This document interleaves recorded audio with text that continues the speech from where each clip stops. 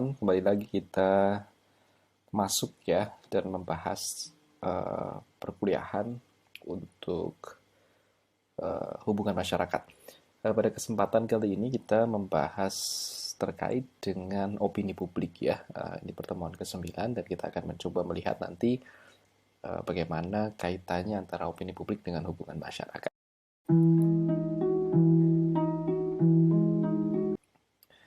Pengertian opini publik.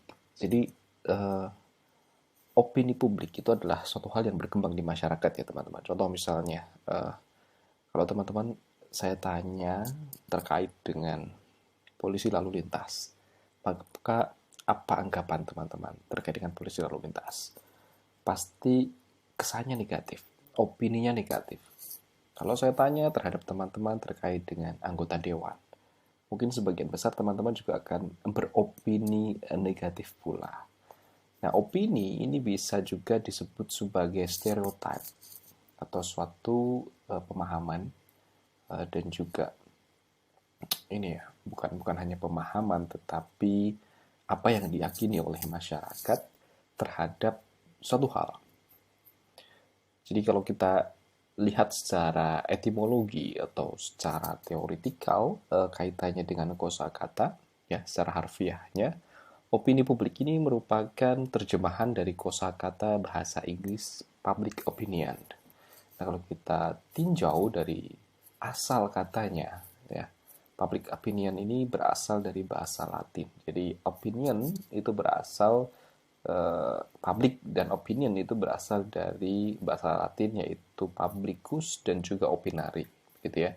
Publicus itu masyarakat, public, opinary itu adalah berpikir atau menduga. Ya, dalam bahasa Inggris ini juga bisa diartikan opinion itu adalah arti dari option dan hope yang juga berasal dari bahasa Latin optio ya. Nah, sedangkan publicus memiliki arti milik masyarakat luas. Jadi opini publik itu bisa kita simpulkan sebagai harapan atau persepsi pandangan masyarakat ya, terkait sesuatu.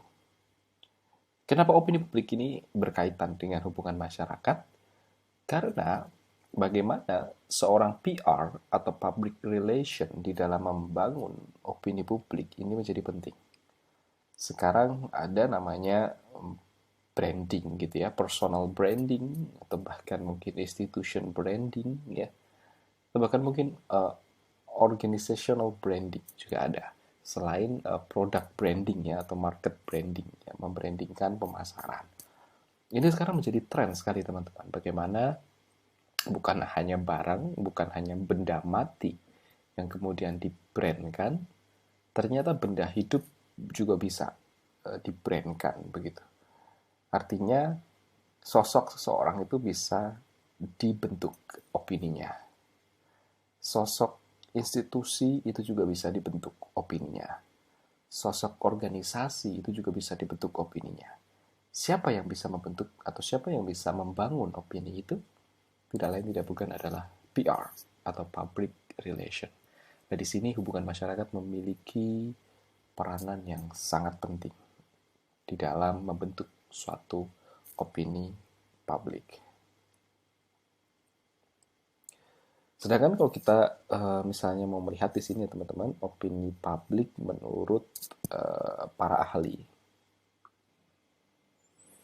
Baik teman-teman, ini adalah pengertian dari beberapa ahli ya. Saya geser dulu ini.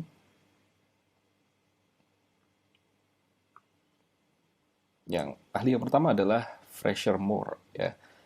Beliau mengungkapkan bahwa ungkapan keyakinan yang menjadi pegangan bersama di antara para anggota sebuah kelompok atau publik mengenai suatu masalah kontroversial yang menyangkut kepentingan umum.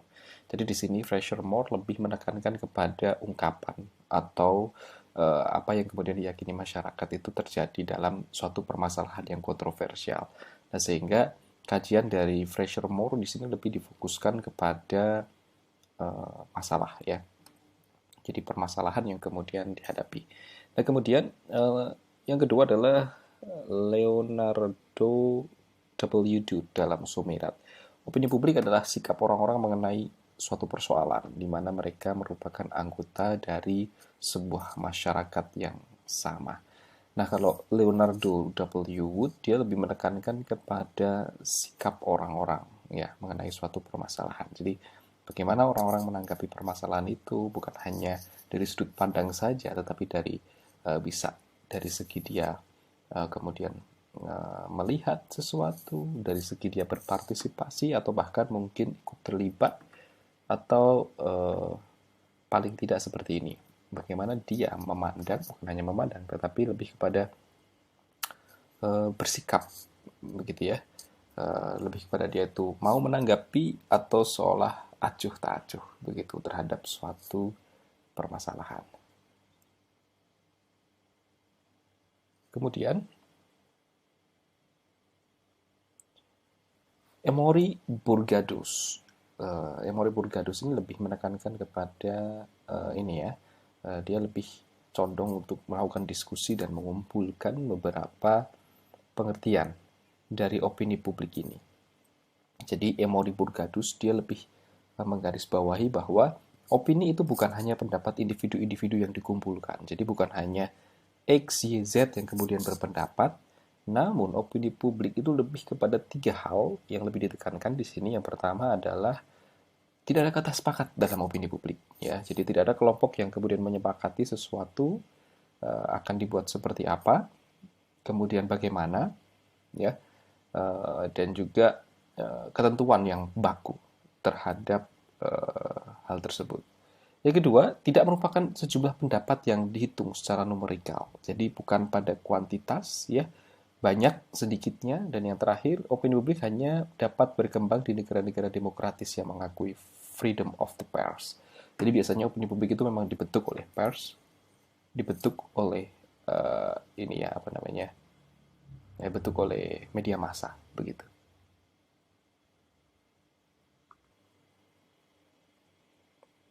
Kita lanjutkan. Faktor-faktor yang kemudian mempengaruhi opini publik ya teman-teman ya. Dalam buku pendapat umum dari Hensi, dia mengemukakan bahwa ada 5 faktor pendapat umum dari opini publik. Yang pertama, opini publik itu harus ada isu. Artinya presence of an issue itu harus ada di dalam opini publik ya. Harus terdapat konsensus, jadi biasanya opini publik itu berkumpul di sekitar isu. Jadi misalnya ya, contoh isu terkait dengan HAM. Nah, bagaimana masyarakat menganggap Prabowo? Itu adalah opini publik. Ya, karena sampai dengan sekarang, tidak ada yang bisa memastikan bahwa Prabowo itu bersalah atau tidak kaitannya dengan HAM. Hanya asumsi-asumsi yang kemudian berkumpul. Yang kemudian dikeluarkan atau dilemparkan oleh masyarakat. Yang kedua, opini publik itu bersifat nature of publics. Jadi memang untuk dapat membentuk suatu opini publik itu harus ada kelompok yang dikenal dan berkepentingan dengan persoalan itu. Saat ini, apakah ada yang melemparkan isu HAM kaitannya dengan Prabowo yang menjabat sebagai Menteri Pertahanan? Tidak. Karena apa? Karena sudah bergabung. Mereka sudah berkonsolidasi. Namun dulu ketika ada pertarungan politik, kontestasi politik antara Jokowi dan Prabowo, banyak sekali yang melemparkan isu-isu HAM kaitannya dengan Prabowo. Nah, ini kan ada kelompok ya, kelompok kepentingan. Bahkan ada yang melemparkan isu juga di Jokowi bahwa Jokowi itu adalah keturunan PKI. Nah, sekarang apakah isu-isu seperti ini muncul? Hampir bisa dipastikan saat ini tidak banyak yang membahas kaitannya dengan hal tersebut. Karena memang biasanya opini publik itu akan muncul ketika ada pemantik, ada trigger. Siapa yang kemudian memantik, yang memberikan trigger itu, dia biasanya adalah kelompok kepentingan. Yang ketiga, opini publik itu sulit sekali. Ya, kita bahkan mungkin tidak bisa membedakan apakah opini publik itu benar atau salah, gitu. Karena ya memang dia berkembang dengan sendirinya, dia hidup dengan sendirinya, dan nanti akan hilang dengan sendirinya juga. Bagaimana pandangan teman-teman terkait dengan Malaysia? Mungkin bagi masyarakat Indonesia memandang Malaysia itu maling gitu ya, karena seringkali mencomot atau bahkan mungkin mengambil beberapa kebudayaan-kebudayaan kita. Namun kalau ditelusur ya teman-teman ya, sebenarnya Malaysia itu punya hubungan erat dengan kita karena dia adalah bangsa Melayu, yang mana salah satu salah satu yang kemudian menjadi bagian dari Nusantara itu adalah bangsa Melayu juga, ya, atau suku Melayu juga. Nah, dengan demikian sebenarnya kita punya kaitan erat ya antara Indonesia dengan Malaysia. Hanya saja karena ada kepentingan tertentu yang kemudian terwadahi dalam suatu arena politik atau bahkan mungkin sentimental, sehingga kita menganggap bahwa isu-isu itu atau bahkan mungkin hal itu sebagai hal-hal yang mentah gitu aja, dan kita mudah tersulut emosi. Padahal ketika ditelusur mungkin ada beberapa yang apa namanya yang berkaitan atau bahkan mungkin yang memiliki hubungan.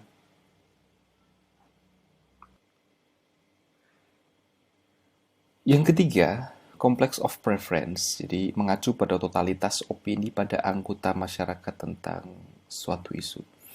Jadi memang ada beberapa hal yang bersifat kompleks ya teman-teman, sehingga biasanya opini publik itu berkaitan dengan hal yang bukan sederhana. Tidak berkaitan dengan hal yang sederhana, tapi suatu hal yang mungkin sedikit agak kompleks begitu. Yang keempat, suatu pernyataan atau opini, expression of opinion, sebagai pernyataan bertumpuk sekitar isu. Jadi biasanya ada berbagai macam opini publik yang muncul, bukan hanya satu. Nah, biasanya siapa yang berhasil kemudian untuk menarik ya minat banyak orang, dia yang kemudian berhasil untuk menciptakan opini publik yang banyak dipercaya oleh orang. Yang kelima, jumlah orang terlibat, number of person involved. Opini publik adalah besarnya size masyarakat yang menaruh perhatian terhadap isu. Jadi tidak akan mungkin mudah membuat suatu isu yang mana masyarakat tidak tertarik di dalamnya, yang kemudian akan menjadi suatu opini publik.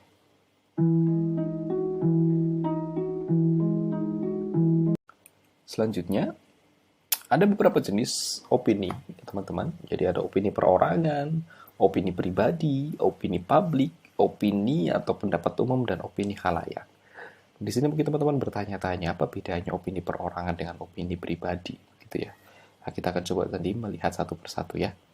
Pertama, opini perorangan.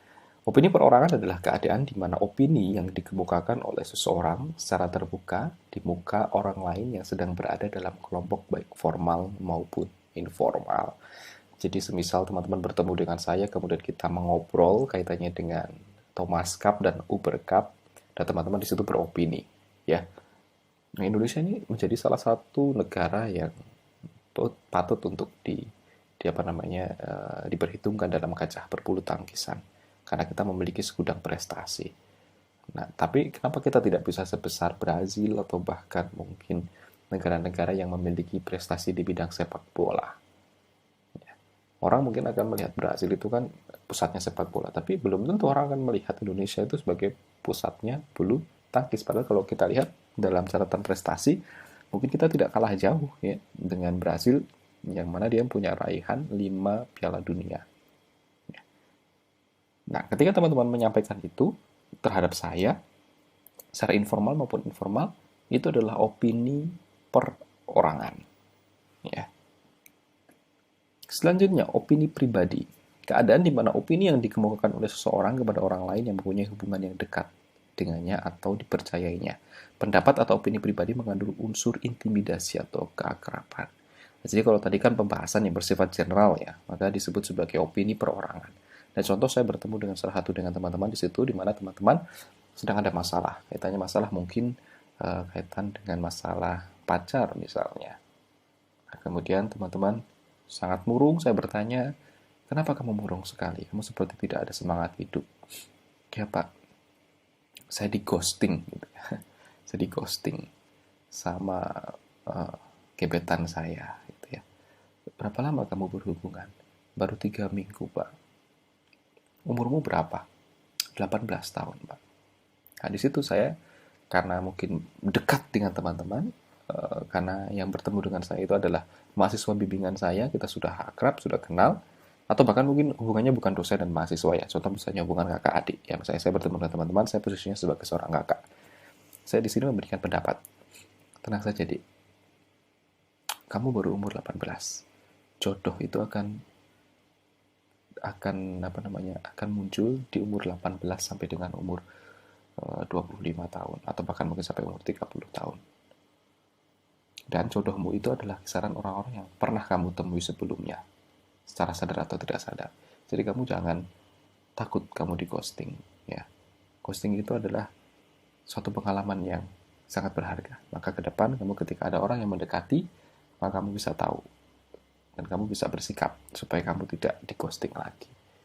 Nah, opini saya terkait dengan jodoh yang bertemu di usia berapa sampai berapa itu adalah opini pribadi. Karena saya punya kedekatan dengan Anda misalnya yang sebagai adik saya.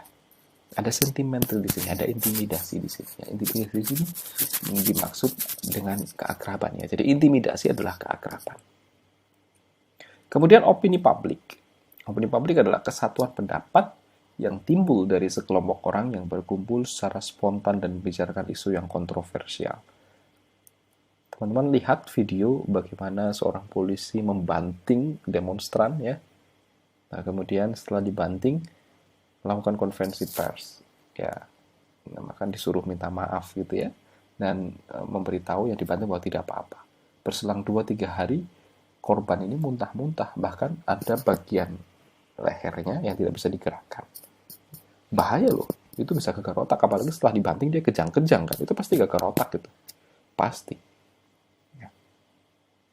Bagaimana teman-teman dan juga khalayak masyarakat yang beropini terkait dengan polisi yang harusnya mengayomi? Ya, sekarang melihat beberapa tindakan seperti itu, bukan hanya di Indonesia, sebagian besar aparat penegak hukum di negara-negara lain juga ada yang melanggar HAM. Nah, sehingga ada opini yang kemudian dibahas secara spontan. Di Twitter jadi trending kan. Nah, itu secara spontan isu itu, kontroversial. Menjadi opini publik terkait dengan aparat keamanan. Opini atau pendapat umum ini yang dihasilkan oleh sesuatu lembaga pengumpul pendapat umum tentang suatu isu tertentu. Jadi misalnya ada lembaga yang kemudian mensensus ya, atau mensurvei ya, BPS atau bahkan mungkin lembaga-lembaga survei swasta lain ya, Carta Politika atau bahkan mungkin yang lain ya, kemudian melakukan survei polling yang kemudian muncul suatu opini yang disampaikan. Contoh misalnya kaitannya dengan elektabilitas atau keberhasilan salah satu pemimpin ya, dari hasil survei. Ini opini atau pendapat umum ya. Dan yang terakhir adalah opini khalayak. Dia merupakan pendapat yang sudah menetap atau mengendap dalam masyarakat, telah dipengaruhi oleh berbagai norma, budaya, dan bersifat statis. Contoh misalnya, di masyarakat timur, tidak pantas ya berciuman di tengah jalan. Mereka melakukan hal yang seronok, hal yang tidak memiliki etika. Ini opini khalayak di masyarakat timur. Ya. Opini khalayak di masyarakat timur, tidak pantas seorang pasangan yang belum menikah itu tinggal bersama, disebut kumpul kebo. Itu opini khalayak. Tapi bagaimana dengan di barat sana, di Eropa, di Amerika? Berciuman di tengah jalan, justru yang tidak pantas adalah orang yang memandang. Ya, jadi ada orang ciuman dilihatin terus gini ya, sampai 360 gitu ya. Jadi dia melihatnya sampai 360. Orang yang memandang itu ya kemudian dikatakan tidak sopan. Karena public space mereka bebas melakukan apapun. Ya. Nah, di kita justru malah orang yang berciuman ya, ada perbedaan sudut pandang begitu. Nah, bagi orang-orang barat sana tinggal bersama tidak masalah. Karena pernikahan bagi mereka adalah suatu hal yang sangat sakral gitu ya. Nah, sehingga untuk mengetahui karakter maka harus tinggal bersama. Tapi di kita nggak bisa. Bukan berarti saya kemudian menyetujui apa yang ada di barat ya, tapi perbedaan sudut pandang ini ya harus kita hargai. Ya. Walaupun kita punya keyakinan sendiri-sendiri. Ya kalau saya sebagai seorang muslim ya tidak bisa kumpul kebo atau hidup bersama itu ya, karena melanggar aturan dan juga norma-norma. Selain norma masyarakat, melanggar juga norma agama. Kita sekarang beralih ke mengukur citra lewat opini, ya. Apa itu citra? Citra adalah pandangan, ya. Dengan opini publik, kita bisa membentuk citra baru. Dengan opini publik, kita bisa mempertahankan citra yang sudah terbangun. Dan dengan opini publik, kita bisa memperbaiki citra yang sedang buruk. Dengan opini publik pula, kita bisa menguatkan citra karena kekuatan pesaing. Ya, terima kasih teman-teman. Tidak banyak yang bisa saya sampaikan pada pertemuan kali ini. Uh, ada sedikit tugas bagi saya untuk teman-teman. Coba teman-teman mencari salah satu bentuk ya. Uh, Salah satu bentuk wujud nyata dari mengukur citra lewat opini ini. Teman-teman bisa pilih di antara 4 ini, pilih salah satu kasus nyatanya seperti apa. Jadi bagaimana opini publik itu bisa membentuk citra baru, bagaimana opini publik itu bisa mempertahankan citra yang sudah terbangun, dan bagaimana opini publik itu bisa memperbaiki citra yang sedang buruk. Ya, serta yang terakhir, bagaimana opini publik bisa menguatkan citra karena kekuatan pesaing. Ya, bagaimana kubas dikumpulkan? Mohon nanti tanggung jawab mata kuliah segera menghubungi saya. Ya. Terima kasih, itu yang bisa saya sampaikan teman-teman. Semoga bermanfaat, semoga menjadi khasanah keilmuan baru bagi teman-teman yang kemudian menjadi pemantik ya, dan juga trigger bagi teman-teman untuk bisa mencari dan juga menggali informasi lebih dalam lagi terkait dengan materi opini publik ya dalam mata kuliah hubungan masyarakat ini. Kurang lebihnya itu yang bisa saya sampaikan, mohon maaf dan terima kasih. Assalamualaikum warahmatullahi wabarakatuh.